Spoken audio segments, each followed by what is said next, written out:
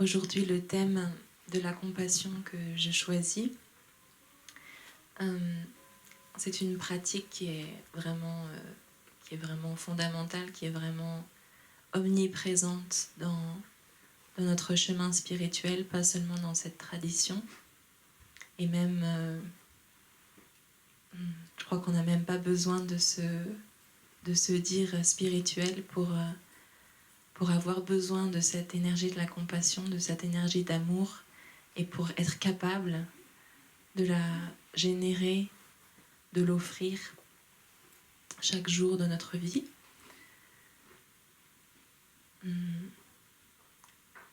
Et c'est vrai que dans la tradition d'où nous venons, la tradition bouddhiste et la tradition du village des Pruniers, il y a beaucoup de guidance sur comment est-ce qu'on peut concrètement générer la compassion et à quoi qu'est-ce que c'est exactement, comment est-ce qu'on la définit, comment est-ce qu'on la touche et comment est-ce qu'on peut la fabriquer et pas l'épuiser surtout. Et donc juste, j'aimerais parler un petit peu de qu'est-ce qu'on entend par cette énergie de compassion. Est-ce qu'il s'agit simplement de une sorte de sympathie qu'on ressent quand quelqu'un a un problème devant nous, autour de nous, mais c'est juste qui s'arrête simplement à cette sympathie et on peut pas exactement aider la personne à résoudre sa difficulté. Non, en fait, dans notre pratique, on veut aller bien plus loin que ça, que juste ressentir de la sympathie et être désolé pour l'autre ou désolé pour soi-même. La compassion, ça fait partie c'est un de ces quatre éléments qu'on appelle des éléments illimités, incommensurables de l'amour véritable dans le bouddhisme, dans l'enseignement du Bouddha. Et personnellement, je trouve que c'est juste d'appeler ça quelque chose d'illimité et de regarder cette compassion dans une perspective de je peux toujours la générer, j'en ai toujours besoin et je peux toujours la faire naître et la faire grandir.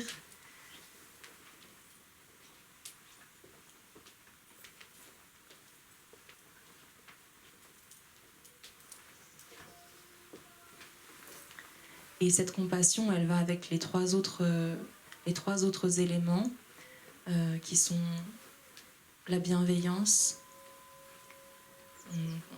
Le mot bienveillance, c'est une traduction peut-être qui est approximative. Le mot à l'origine, ce serait maitri, c'est aussi c'est une sorte d'amitié ou une bonté, une générosité. Donc ça, c'est un des quatre éléments. Le deuxième, c'est la compassion dont je vais plus parler ce matin. Et puis, il y a aussi la joie. L'élément de la joie dans l'amour est très important. Donc, je le mentionne parce que quand je vais parler de la compassion, je crois que je veux garder toujours à l'esprit qu'il se miroite aussi dans ces autres éléments et dans la joie. Et puis, la quatrième pratique, la quatrième énergie dans l'amour véritable, c'est quelque chose qu'on appelle l'équanimité. Alors peut-être dans notre langage quotidien, c'est pas un mot qu'on utilise tellement et auquel on se sent tellement relié, mais ce mot il signifie d'être inclusif,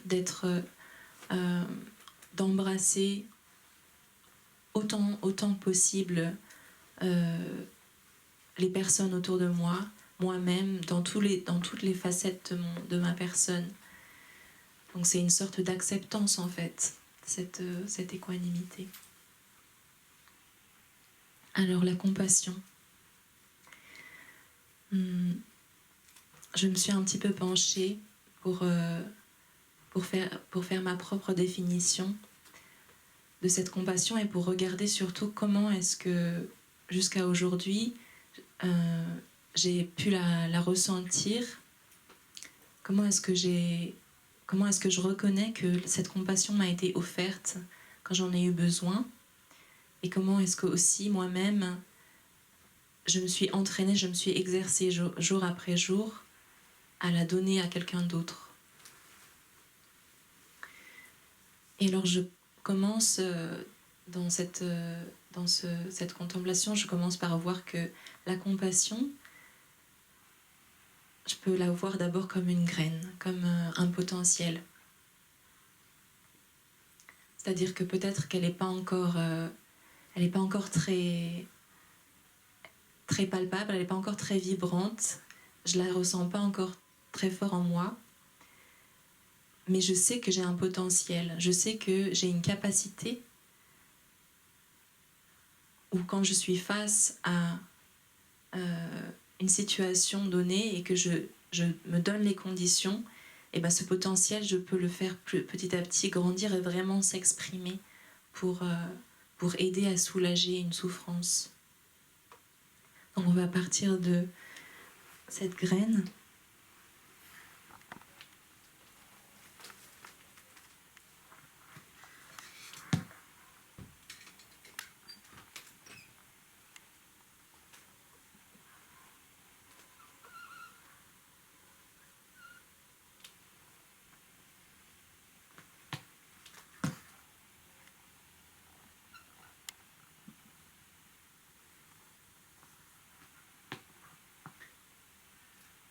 On peut imaginer qu'elle a déjà un germe qui sort.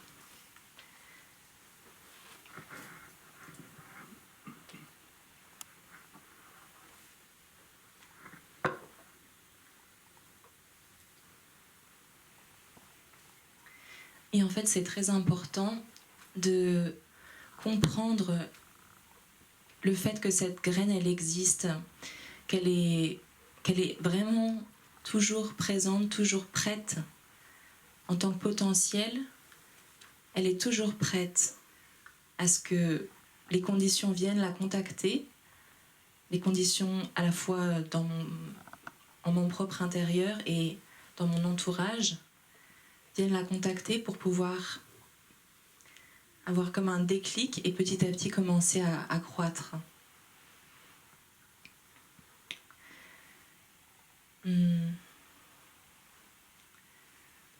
Ensuite, je vois que ma manière de m'y prendre pour que la compassion germe et vraiment prenne des forces et prenne des racines, c'est par ma manière de regarder. Donc le regard, pour moi, c'est une des premières portes de la compassion. Mes yeux, la manière dont je vais regarder une personne, dont je vais poser mes yeux sur quelqu'un. Et bien sûr, c'est pas juste l'organe de l'œil, mais le fait qu'il y a tout le fonctionnement de cet organe sensoriel qui va envoyer des messages à mon cerveau et mon cerveau qui renvoie des messages à mon regard. Donc comment est-ce que je regarde moi-même et l'autre personne pour pouvoir ressentir la compassion? Est-ce que ça vous est déjà arrivé, par exemple dans la rue,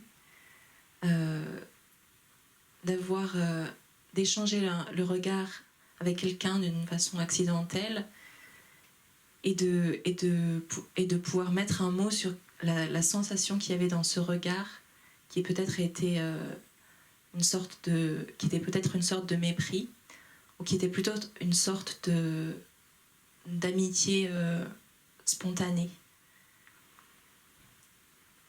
Donc à partir de ce genre d'expérience comme ça, je me rends compte que je peux regarder les personnes, et je commence par les personnes qui vivent avec moi, qui sont dans mon entourage, poser un regard sur elles où je place de la compassion. C'est-à-dire que je pose mon regard sur quelqu'un que j'aime, et je dis ça, c'est quelqu'un qui mérite mon amour, qui mérite mon acceptance, et qui mérite que je comprenne comment cette personne souffre. juste par la manière de regarder. Et je m'entraîne aussi à ça maintenant, je m'exerce aussi à ça avec les personnes qui n'ont pas de lien spécial avec moi, avec des personnes qui sont dans la rue, qui sont dans le train, qui sont dans les magasins, etc. De regarder quelqu'un et de placer cette couleur ou ces lunettes qui vont dire mais c'est quelqu'un qui a une vie, qui a des épreuves dans sa vie, c'est quelqu'un qui a besoin que je verse l'énergie compatissante.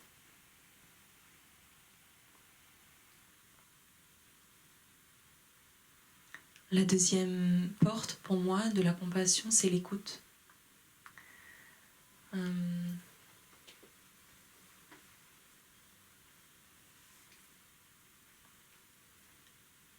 La possibilité d'ouvrir mes oreilles à la présence d'une personne dans ce qu'elle dit et dans ce qu'elle dit pas.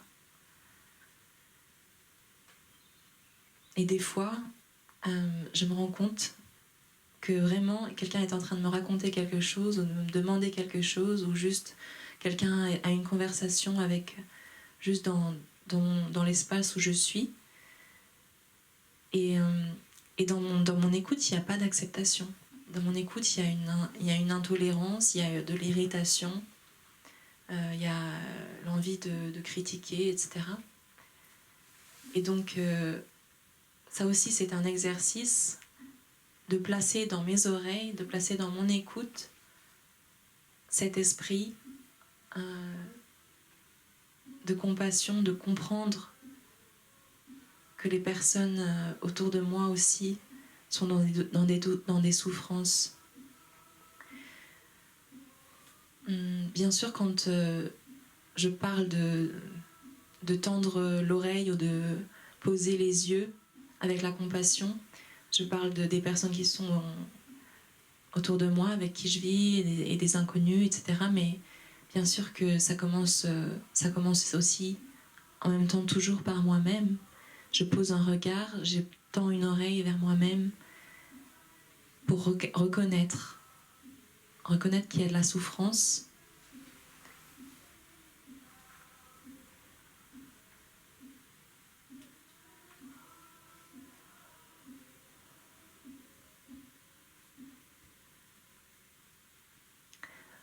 Dans la tradition du village des pruniers,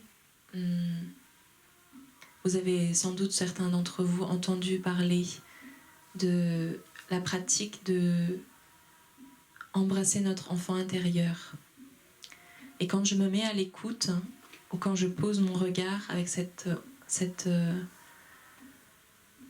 douceur, cet amour, je reconnais l'enfant qui souffre dans chaque personne. Donc quand je me repenche sur moi-même, quand je vois que je suis dans une situation où je me sens mal, si j'ai la présence d'esprit de regarder qu'est-ce qui se passe, alors je vais voir que cet enfant, cette petite fille, ce petit garçon, ils sont toujours vivants. Ils ont toujours des choses à nous dire. Et c'est vraiment un cadeau qu'ils soient encore vivants là. C'est vraiment grâce à cet enfant que je comprends vraiment quelles sont les motivations de mes actes et dans quelle direction je peux aller pour plus de compréhension.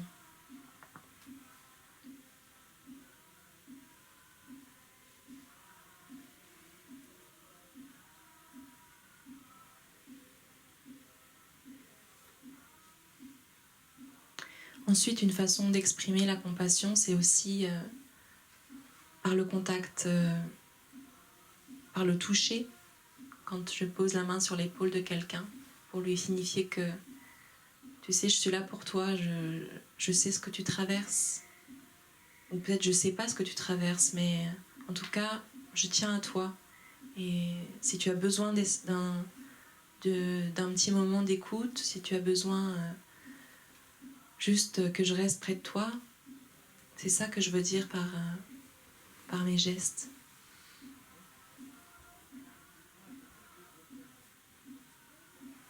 Donc j'ai parlé déjà d'utiliser mes yeux, d'utiliser mes oreilles, d'utiliser le toucher pour compatir. Et je continue avec la parole, bien sûr. C'est-à-dire que dans les mots que je vais faire sortir de ma bouche, dans le ton de ma voix, d'abord de plus en plus, je vais essayer de m'assurer qu'avant de dire une phrase, de dire quelque chose, j'aurais regardé, j'aurais écouté pour essayer de comprendre. Et du coup, la parole que je vais utiliser, de plus en plus, je vais chercher sa justesse. Et quand j'aurais senti que là, c'était pas tout à fait juste, là, j'ai été encore un peu blessante, j'étais encore un peu sèche, j'étais encore un peu froide et tendue dans ma voix, dans mes mots, où j'ai émis un jugement, j'ai parlé avec un ton de reproche. De plus en plus, je vais me rendre compte. Je vais me rendre compte peut-être juste après avoir dit quelque chose, ou bien je vais me rendre compte pendant que je parle, ou bien je vais me rendre compte avant, quand je suis sur le point de dire quelque chose, que non, là c'est pas exactement la façon dont je veux m'y prendre cette fois-ci. J'ai envie de plus s'ouvrir, j'ai envie de plus écouter encore un peu, et surtout j'ai envie, si je dis quelque chose, que ce soit quelque chose qui va encourager, qui va donner confiance, plutôt que d'avoir une demande, d'avoir une certaine exigence que l'autre soit comme j'attends qu'il soit.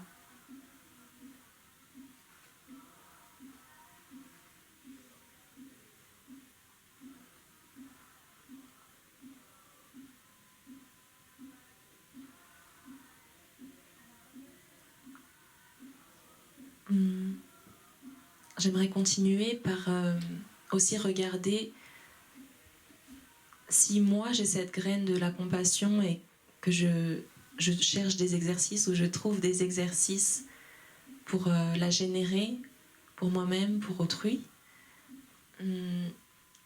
Comment est-ce que je peux en même temps me rendre compte de la compassion qui m'est offerte au quotidien? C'est-à-dire que c'est une circulation d'énergie aimante que je ne vais pas seulement déverser de moi-même et puis que je vais en fait épuiser, parce qu'au bout d'un moment j'aurais utilisé toutes mes ressources. Donc déjà je pense que ça aide pour moi de me rendre compte que cette graine, ce potentiel dont je parle, c'est pas quelque chose qu'on peut m'enlever, même quand je donne de l'écoute, même quand je produis une parole, ou je donne du temps pour quelqu'un qui a besoin. Je le fais en sorte que ça ne devienne pas un épuisement. C'est-à-dire que plus je vais régénérer la compassion, et plus en moi-même je vais la ressentir. Je vais ressentir qu'elle est vraiment dans l'échange, que c'est pas dans un seul sens. Et la petite fille intérieure dont je parlais tout à l'heure, elle se rend compte aussi que plus, par exemple, j'arrive à être tendre envers quelqu'un, et plus cette tendresse, elle rayonne aussi vers moi-même. Et que du coup, ça me guérit.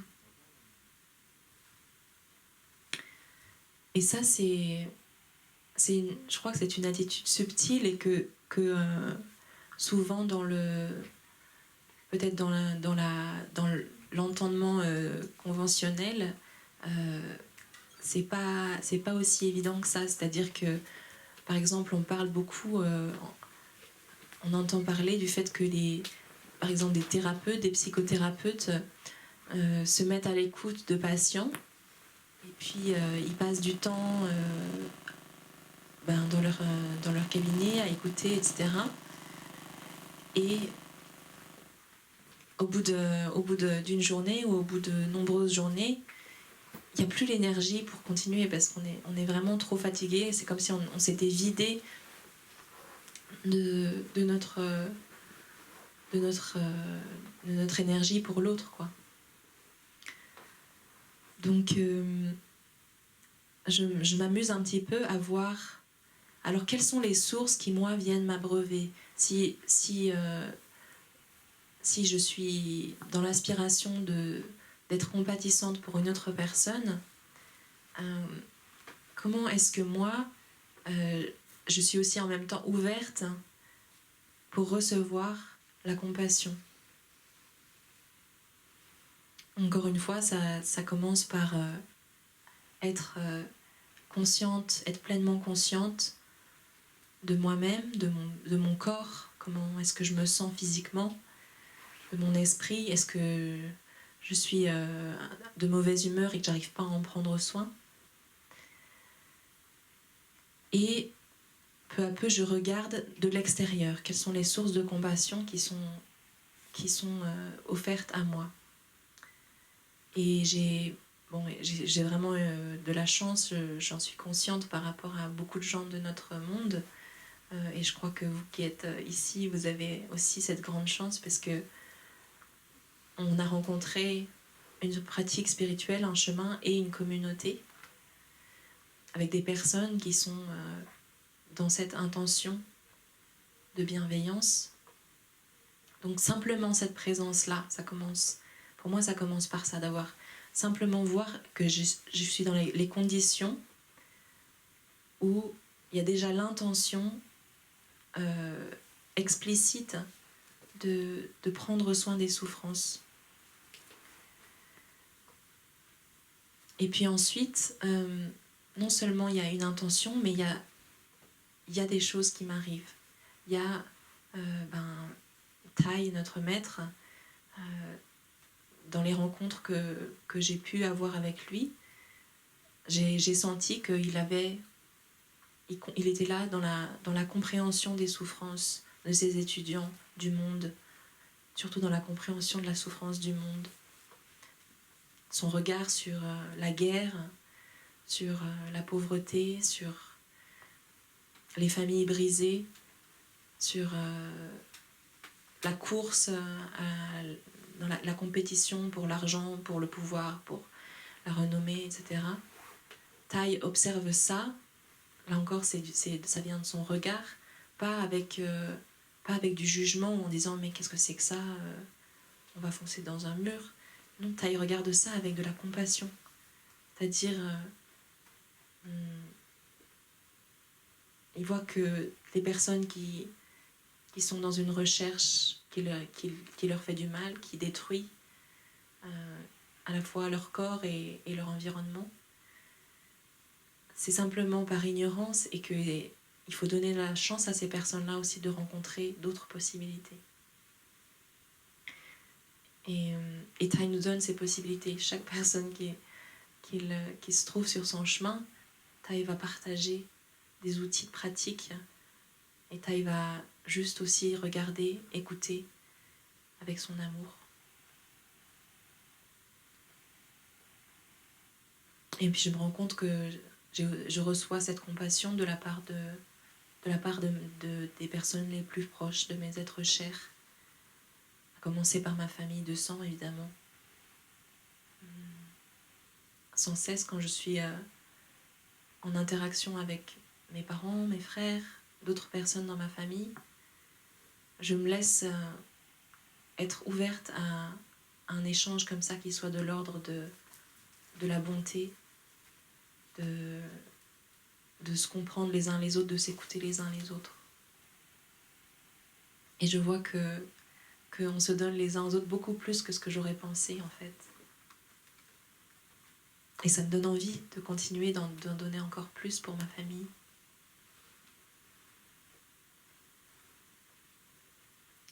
Aussi ce que je veux dire, c'est que une source de compassion qui est inestimable et qui est comme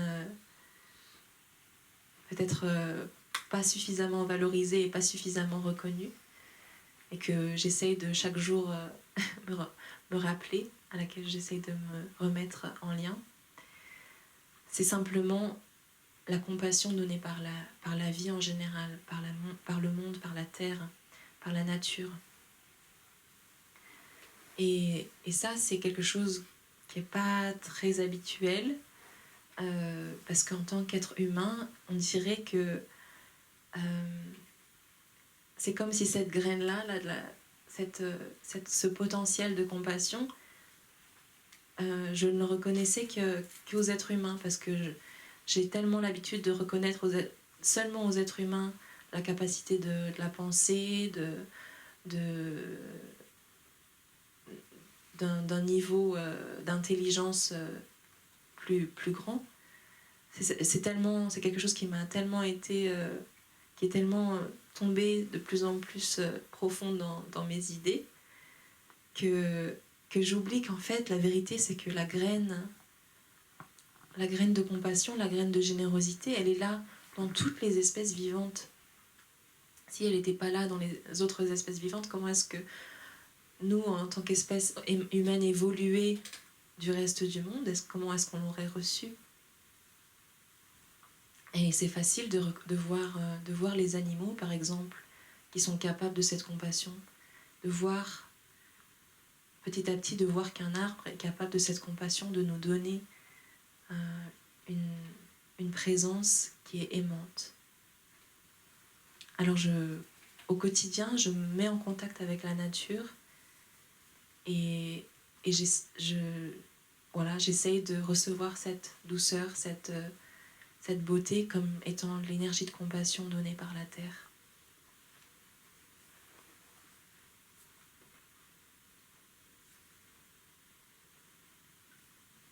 Ici, nous avons un livre qui nous a été offert, que sans doute aussi beaucoup d'entre vous vous avez peut-être entendu parler de ces travaux. C'est très très très intéressant, c'est très fascinant. Ce sont les travaux sur la cristallisation sensible de l'eau. C'est-à-dire qu'il y a une personne, un monsieur japonais qui s'appelle Masaru Emoto, qui a fait des expériences, plein d'expériences avec l'eau de différentes sources dans le monde, et qu'il a fait glacer, qu'il a fait cristalliser, et qui s'est amusé à regarder la forme des cristaux. Par exemple, dans une source, mettons en Europe, l'eau qui sort juste de la source, les cristaux sont très réguliers, sont très beaux. Et puis, dans certains endroits du monde, l'eau du robinet aussi, on la cristallise, et la forme est très, très jolie, très agréable. Ça ressemble au flocon de neige beaucoup. Et puis d'autre part, cet homme, il s'est aussi vraiment intéressé à de l'eau qui a été mise en contact, qui a été juste placée en fait, même pas, on n'a rien fait de spécial, on a simplement placé un flacon, par exemple dans une église pendant une messe. Et ensuite on fait cristalliser, on fait une photo avec un microscope, et on voit que la forme qu'a pris le cristal, elle est particulièrement délicate, ciselée, très très belle à voir. Ça ressemble à des fleurs, ça ressemble à des vitraux même. Ou dans l'autre sens, un flacon qui a été sur lequel on a mis une étiquette où il y a écrit tu me rends malade. Et après on fait cristalliser cette eau-là, et on voit une image qui fait mal, qui est comme une espèce de peau qui aurait une maladie, où le cristal n'est pas du tout régulier, il n'y a pas plus la forme d'hexagone, il n'y a plus les jolies ciselures. Et donc comme ça, ils ont fait plein d'expériences en mettant plein de mots différents sur les flacons d'eau, ou en disant des choses, ou en plaçant à côté ou en mettant juste le nom d'une personne, par exemple. Une personne qui a fait des actions humanitaires, par exemple. Et à chaque fois, les cristaux qui sortent de ces images sont très parlants. Et pour moi, ça a été vraiment comme une révélation de quelque chose que je sens qu'on avait déjà compris. C'est-à-dire que c'est pas seulement par le mental et par l'intellect qu'on comprend et qu'on modifie notre état de bien-être et aussi nos relations aux autres et au monde, mais ça passe vraiment par tous les niveaux qui existent, et vraiment pas seulement le niveau mental. Donc la compassion, le pouvoir de la compassion, évidemment que c'est facile de le mettre en valeur, de voir à quoi il nous sert sur le niveau intellectuel et dans les échanges, dans la parole, dans les actions généreuses, mais aussi simplement par le côté invisible et inconscient que nous avons tous, qui passe à la fois par notre corps, mais aussi par des choses plus subtiles qui sont en nous, qui sont autour de nous. Et je crois que le fait de se rappeler juste une ou deux images de ces cristaux d'eau qui sont tellement influencés par ce qu'on leur dit, par ce qu'on leur offre, par ceux avec quoi ils sont mis en contact, c'est vraiment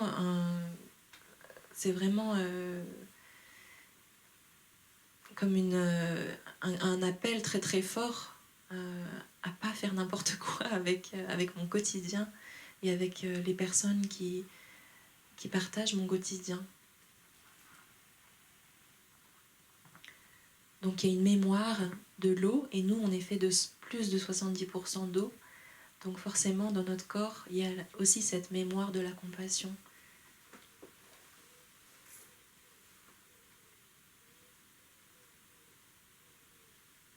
Et ce qui est aussi fascinant, c'est que finalement, on n'a plus grand-chose à faire, on n'a plus tant d'efforts à faire pour physiquement faire quelque chose pour l'autre, produire quelque chose de matériel pour le monde, mais simplement en se rappelant le besoin qu'il y a de notre monde d'être embrassé, d'être accepté, d'être compris, d'être guéri, et juste en laissant se produire en nous les pensées ou les sensations qui sont reliées à la compassion, alors on opère vraiment un changement qui est énorme. Donc ça, je crois que c'est quelque chose que moi je veux m'exercer à faire,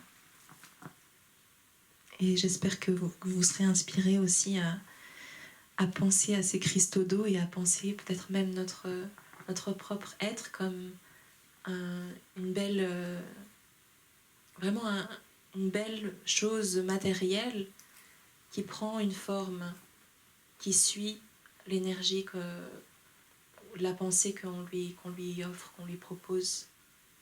Si je me lève le matin et que je récite le poème que nous récitons dans notre communauté, qui dit « Je me réveille ce matin et je souris. J'ai 24 heures toutes neuves à vivre. Mon vœu, c'est de les vivre à fond, pleinement, et de poser un regard qui soit aimant sur tout le monde. » Donc si je commence juste par ça le matin en me levant, la forme que je vais prendre, les traits de mon visage, ils vont forcément être affectés par ça.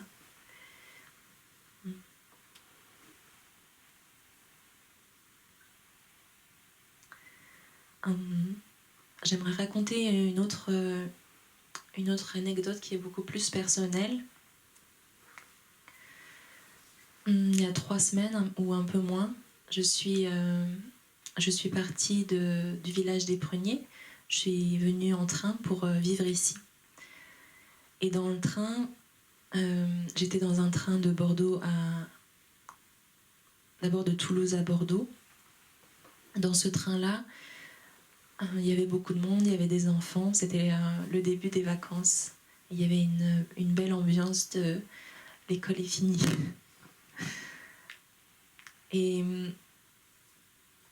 en fait, à ma droite, les sièges qui étaient devant moi du côté droit, il y avait un frère et une sœur adolescents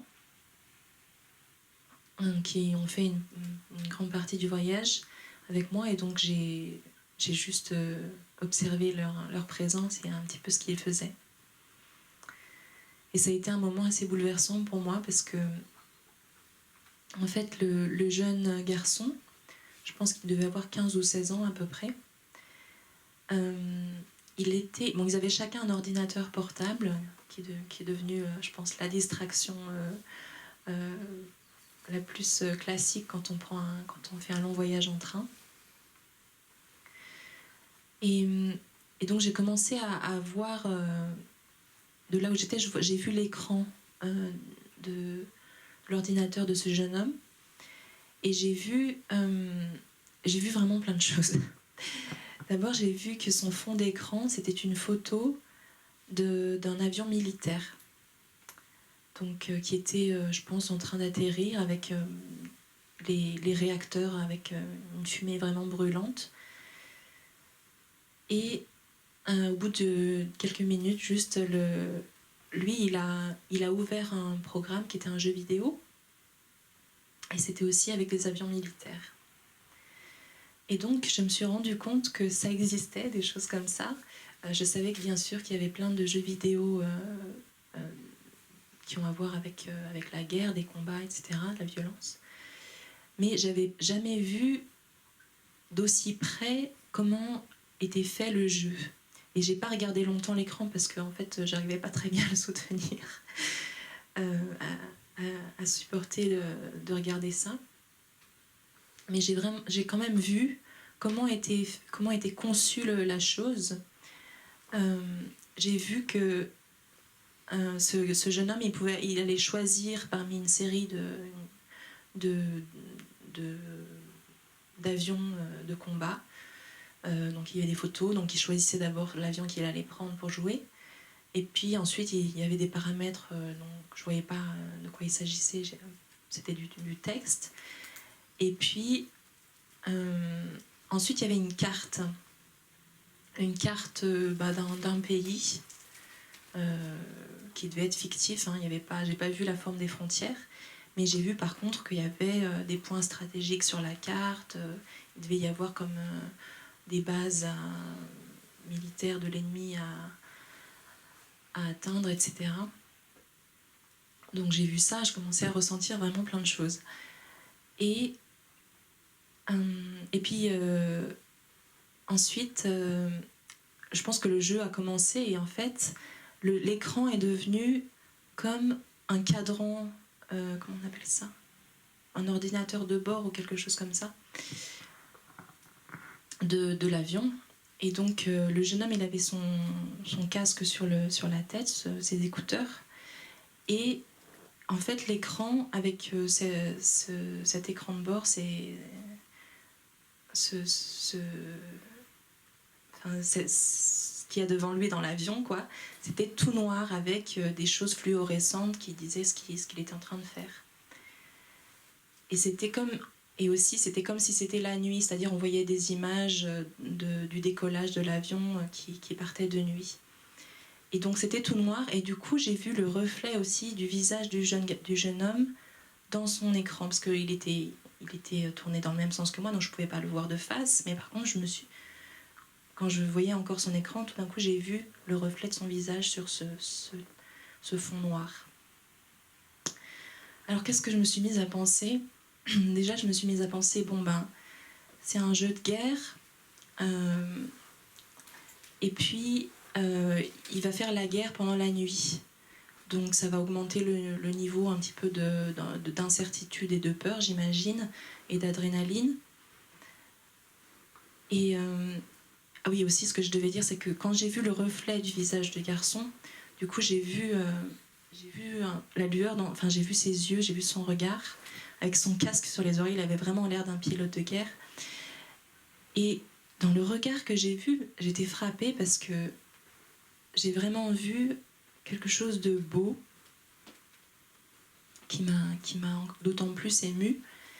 J'ai vraiment vu de l'innocence d'un jeune adolescent, de l'intelligence, du désir de faire quelque chose pour le monde. Ça, j'ai vraiment senti ça dans son regard. Mais en même temps, dans son regard, il avait aussi le front un peu plissé. Enfin, il était concentré dans son jeu de guerre quand même. Donc j'ai aussi forcément vu de la peur, de la haine. Et l'énergie de faire quelque chose pour le monde, mais de faire quelque chose qui soit d'un ordre destructeur au final. Alors tout ça, ça m'a vraiment remué à l'intérieur parce qu'évidemment, moi, ça fait longtemps que je suis plus tellement en contact avec ce genre de milieu. Je côtoie pas tant d'adolescents que ça d'abord. J'en côtoie, mais dans des contextes qui sont forcément complètement différents, dans des pratiques spirituelles qu'il y en a qui sont différentes. Et voilà, donc j'étais vraiment, j'ai commencé à vraiment me sentir reliée à ce jeune homme et à sentir de la compassion complètement pour lui et pour toute sa génération, tous ses amis qui, à mon avis, jouent au même jeu que lui, parce que c'est un jeune homme normal. Je veux dire, il n'avait pas l'air d'avoir quelque chose qui fasse qu'il soit un individu isolé ou coupé de son monde adolescent. Et quand il m'a pas fallu très longtemps, au bout de quelques minutes, de voir ce qui se passait de ce côté-là, il a vraiment fallu que je revienne à moi-même, à ma respiration. Donc je me suis mise à inspirer, expirer en pleine conscience.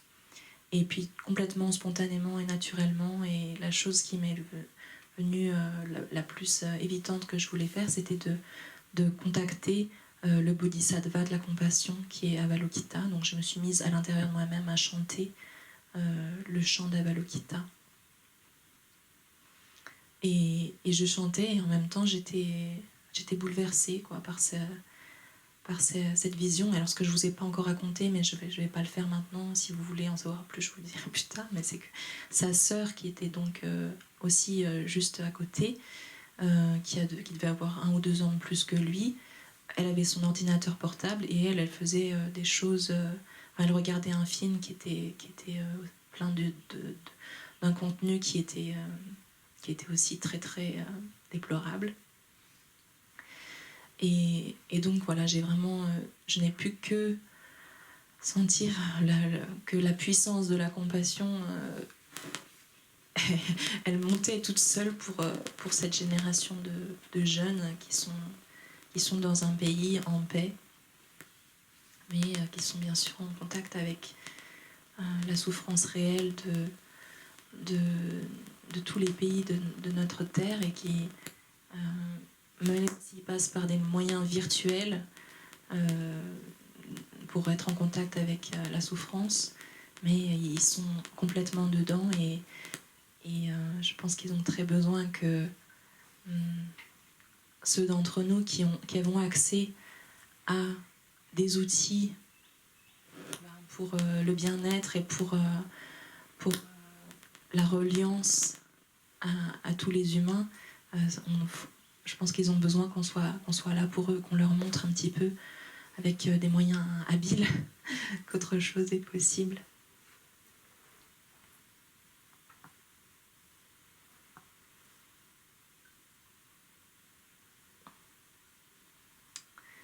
J'aimerais juste lire un tout petit extrait que j'ai trouvé avant de venir ici d'un livre de Mère Teresa.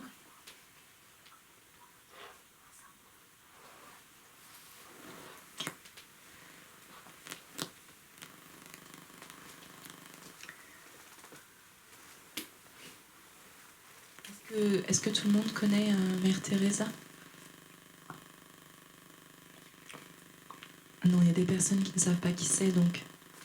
Mère Teresa, c'était une religieuse qui est morte je crois à la fin des années 80, et qui était donc une sœur catholique en Inde, qui a œuvré pour les personnes très très très pauvres en Inde, donc les personnes les plus démunies qui n'avaient absolument rien, qui mouraient de faim ou de maladie dans la rue.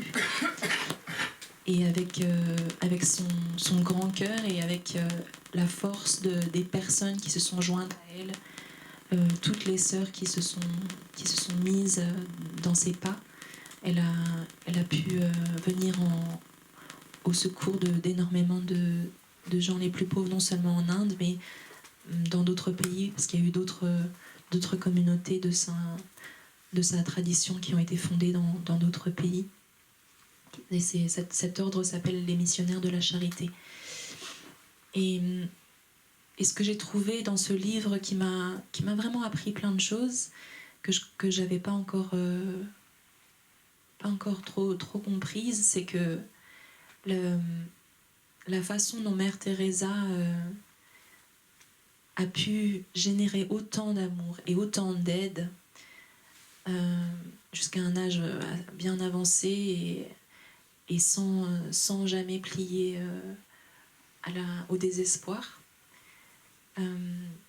C'était une des choses qu'elle faisait, c'était vraiment de voir Jésus dans la personne de laquelle elle venait au secours. Et du coup d'en ressentir que ça lui donnait énormément de pouvoir donner à quelqu'un quelque chose. Et Mère Teresa, dans ce livre, elle parle énormément de l'importance de la prière. Donc ici on parlerait pas tellement de la prière en tant que telle, mais en tout cas de revenir à soi et revenir à